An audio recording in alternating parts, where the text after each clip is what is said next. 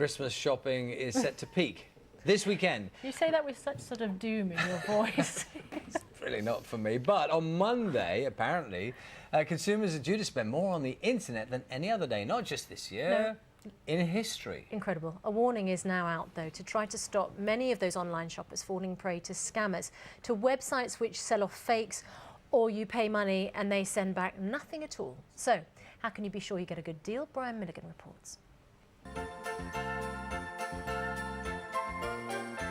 Everyone craves the magic of Christmas, but in a year of recession, we'd like to do so at bargain prices. Hence, more of us will be shopping for presents online.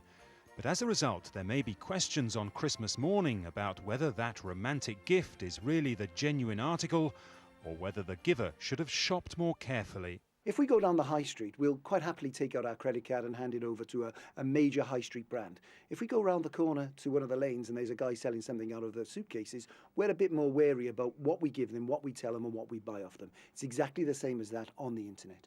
As soon as I opened the box, I realised that these were counterfeit fake trainers. As we reported in August this year, many victims receive shoddy goods like these fake Nike trainers. In addition, there's a big chance their credit card details will be stolen and sold on round the world.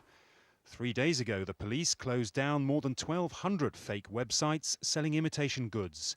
But even as the news was being made public, we found this fake Tiffany site, which helpfully couldn't manage to spell the word jewellery.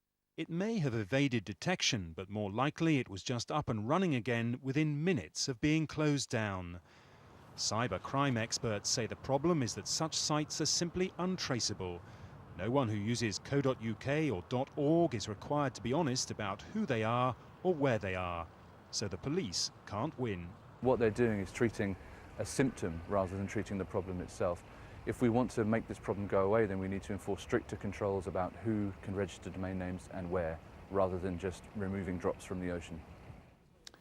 So what are the basic rules for shopping online? Well, first of all, just because a website has .co.uk in the title, don't think that means it's a UK website.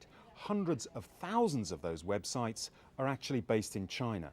Now, when you do get online, look in the top left-hand corner. If it says HTTPS, that S stands for secure and should mean it's a secure site. Equally well, look for a tiny padlock either in the bottom right-hand corner of the screen or in the address bar. That again should mean it is a secure site. Meanwhile, the police have admitted that the faceless criminals behind the fake websites are unlikely to be prosecuted because they can't be traced. Anyone who's lost money may be able to recover their cash if they used a credit card and spent more than £100. Brian Milligan, BBC News.